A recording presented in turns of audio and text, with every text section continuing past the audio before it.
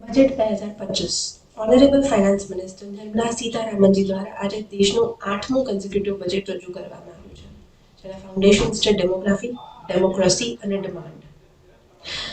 આપણા દેશના અર્થવ્યવસ્થાના વિકાસમાં હંમેશા મધ્યમ વર્ગનો ફાળો મહત્વનો રહ્યો છે અને આજે રજૂ થયેલું બજેટ એ આ વાતને ચોક્કસ રીતે ઉજાગર કરે છે.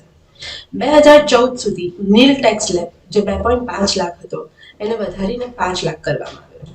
2023માં આ 5 લાખનો ટેક્સ સ્લેબ 7 લાખ કરવામાં આવ્યો છે અને આજે રજૂ થયેલા બજેટમાં આ 7 લાખનો ટેક્સ સ્લેબ 12 લાખ કરવામાં આવ્યો છે. એટલે કે જો તમારી આવક 12 લાખ સુધીની હોય તો તેના ઉપર રિબેટ ને રિલીફ સાથે કોઈ ટેક્સ ભરવાનો થતો નથી.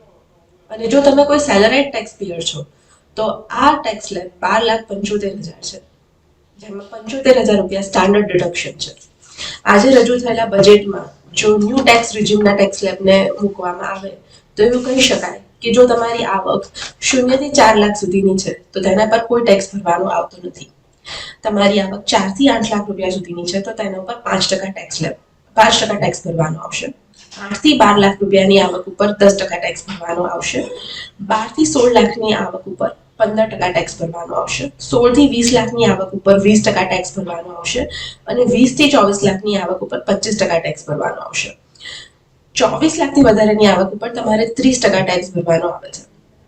આ ન્યૂ ટેક્સ રિજીમ બધા જ ટેક્સ પેયર માટે ખૂબ જ લાભદાયી છે અને ખાસ કરીને મિડલ ક્લાસ માટે આ લિક્વિડિટી અને ટેક્સ સેવિંગ્સ ઇન્શ્યોર કરે છે. પ્રપોઝડ નવા ટેક્સ રિજીમને જો ઉદાહરણ તરીકે જોઈએ તો જો તમારી આવક 12 લાખ રૂપિયા છે તો અત્યારના ટેક્સ રિજીમની સામે તમારું ટેક્સ સેવિંગ 80,000 રૂપિયા થશે.